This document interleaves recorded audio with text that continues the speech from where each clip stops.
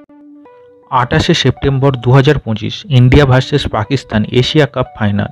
মহাষষ্ঠীর দিনে প্রায় প্রতিটি পূজা প্যান্ডেলে শঙ্খধ্বনি ও গানের আওয়াজের চেয়ে এশিয়া কাপ ম্যাচের স্কোর বোর্ডের আওয়াজ বেশি শোনা যাচ্ছিল এই দিনটিতে। বাঙালি দুর্গাপূজাতে ও ক্রিকেটে মজে থাকে, আর এই মহাষষ্ঠীর দিনে দুটোই একসাথে, মায়ের আগমন ও India versus Pakistan cricket match, তাই উত্তেজনাও ছিল তুঙ্গে। পাকিস্তান টিমের ওপেনারদের খেলা ইন্ডিয়া ক্রিকেট প্রেমীদের মনে ভয় ঢুকিয়েছিল, যখন 10 ওভারেও একটিও উইকেট পায়নি ইন্ডিয়া টিম।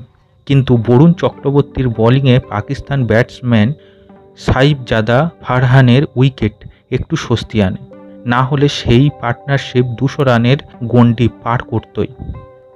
বরুণ চক্রবর্তীর এই উইকেট ফেলার পর পাকিস্তানের একের পর এক উইকেট পড়তে থাকে। কুলদীপ যাদব একাই 4টি উইকেট নেয়, কিন্তু আমার কাছে সেই বরুণ চক্রবর্তীর উইকেটটি ছিল সেরা। হ্যাটসঅফ। যাই হোক, পাকিস্তান 146-এ অল উইকেট ডাউন হয়ে যায় 19 ওভার 1 বলে। ভারতের টার্গেট ছিল 147 রান, যা আমাদের ইন্ডিয়া টিমের ওপেনারদের কাছে জলভাত। এই আত্মবিশ্বাস আর একটু হলে ডুবিয়ে দিয়েছিল ইন্ডিয়া টিমকে। অভিষেক শর্মা প্রতিটি ম্যাচে ভালো রান ইন্ডিয়া ফ্যান্সদের মন ছুঁয়ে গিয়েছিল, কিন্তু এই ফাইনাল ম্যাচে মাত্র 5 রান করে ফারিম আশরফের বলে ক্যাচ আউট হয়।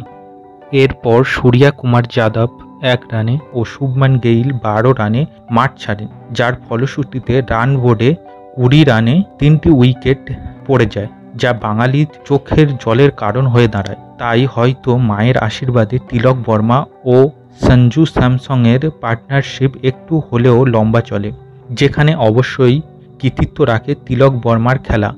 ভাই, কি খেলা, দেখলেই শান্তি। কিন্তু সেই শান্তি কিছুক্ষণের জন্য।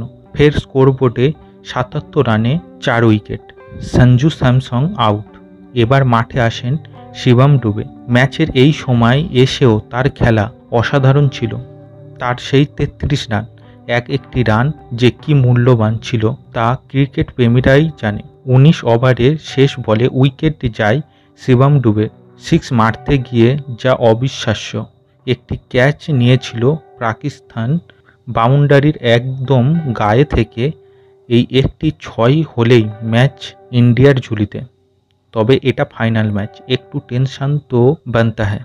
সো শিবম ডুবের পর মাঠে আসেন রিঙ্কু সিং, নতুন ব্যাটসম্যান।